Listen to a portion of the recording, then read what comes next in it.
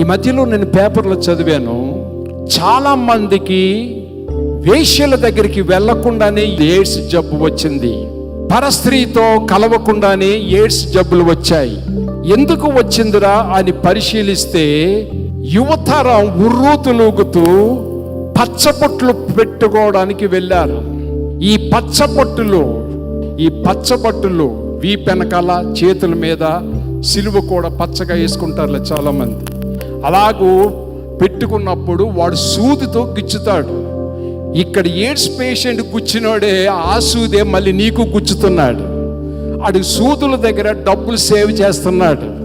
ఒక్కొక్కరికి ఒక్కొక్క ఫ్రెష్ సూది వాడాలి.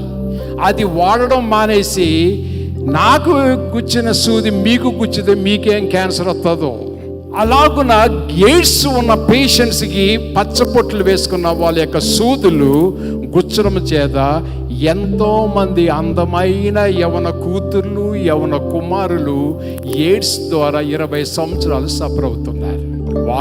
వాని గాయపరుచుకొని చుండెను. మెంట్లా మీకేమైనా మెంట్లా? ఎందుకు మీకు మీరుగా గాయపరుచుకుంటున్నారు?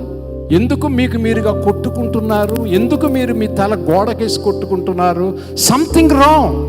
దీనిని క్రమపరచగలిగేది ఈ సొసైటీలో ఉండే ఏ పథకము, ఏ వ్యవస్థ కాదు.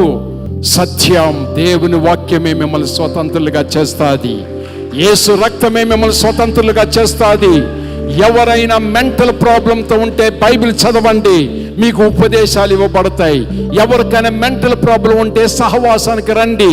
ఎవరికైనా డిప్రెషన్ ఉంటే ఏమి చేయాలో తోచడం లేదండి, మైండ్ బ్లాక్ అయిపోయిందండి, డిప్రెషన్లోకి వెళ్ళిపోయిందండి, చావాలని ఉందండి అని సమాధుల్లోనికి వెళ్ళిపోవడానికి పరుగులెడుతుంటే ఇప్పుడు నేను ఆహ్వానిస్తున్నాను, దేవుని సన్నిధికి రండి. సత్య సువార్తను ప్రకటించే స్థలానికి రండి. సత్య సువార్త స్థలములోనే నీకు స్వాతంత్ర్యము వస్తాది, సిలువ జెండా ఎగురుతాది.